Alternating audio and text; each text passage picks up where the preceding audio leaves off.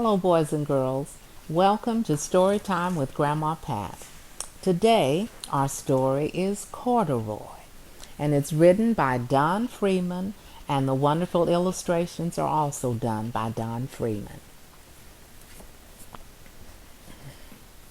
Corduroy is a bear who once lived in a toy department of a big department store, and day after day, he waited with all the other animals and dogs for somebody to come along and take him home.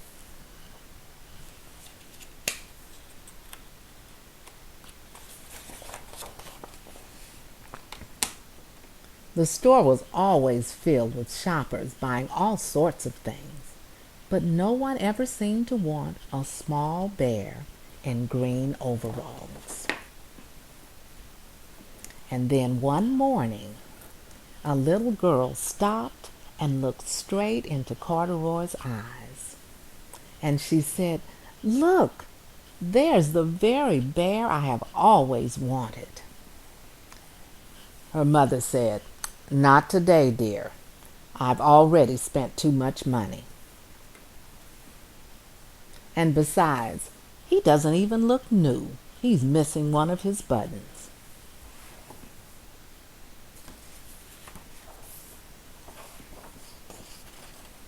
Corduroy watched them sadly go away.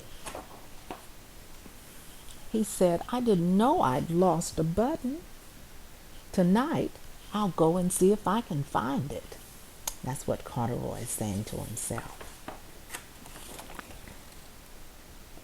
And late that night, when all the shoppers had gone and the doors were closed and locked, Corduroy climbed carefully down from his shelf, and he began searching around everywhere for his lost button.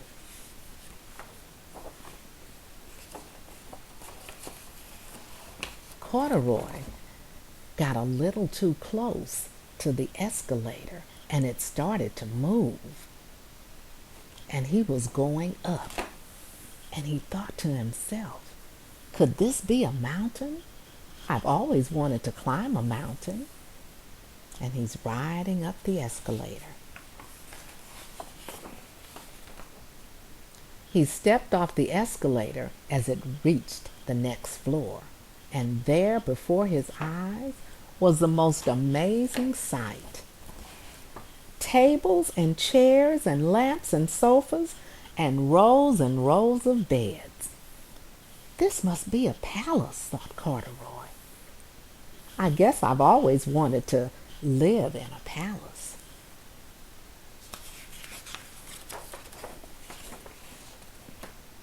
He wandered around admiring the furniture. "This must be a bed," he said. "I've always wanted to sleep in a bed." And up he crawled into this huge, thick bed, a nice, thick mattress. And all at once, he saw something small and round. "Why, there's my button!" he cried, and he tried to pick it up. But like all the other buttons on the mattress, it was tied down tight.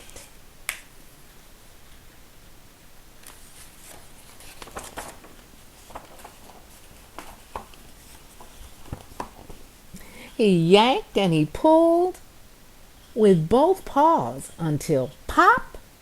Off came the button, and off the mattress Corduroy toppled to the floor, bringing a tall floor lamp right down on him.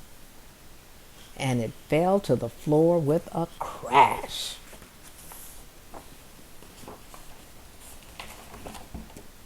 Corduroy didn't know it, but there was someone else awake in the store. The night watchman was coming around, he was making the rounds through the store, and he heard the loud crash, and he came dashing down the escalator.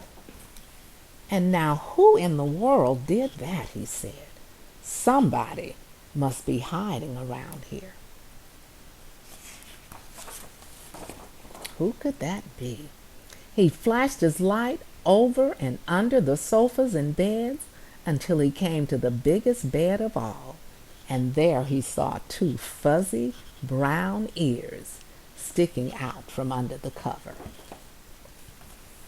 "Hello," he said. "How did you get upstairs?" He's talking to Corduroy. And the watchman tucked Corduroy under his arm and carried him down the escalator and set him on the shelf in the toy department with all the other animals and dolls.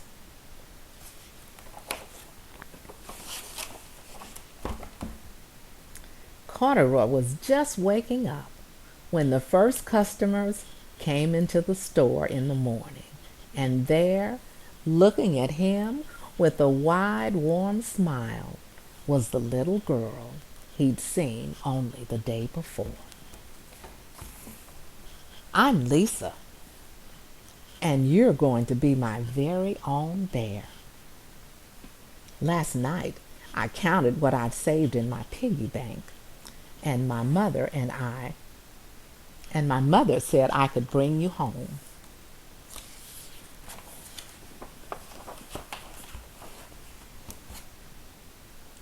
"Shall I put him in a box for you?" the saleslady asked.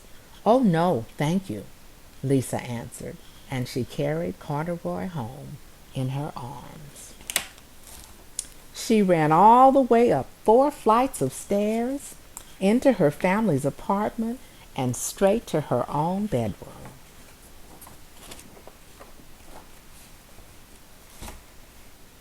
And Corduroy blinked.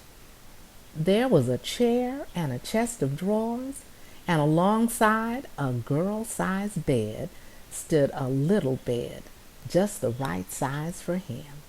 The room was small, nothing like that enormous palace in the department store. "This must be home," he said. "I know I've always wanted a home." Lisa sat down with Corduroy on her lap, and she began to sew a button on his overalls. "I like you just the way you are," she said, "but you'll be more comfortable with your shoulder strap fastened."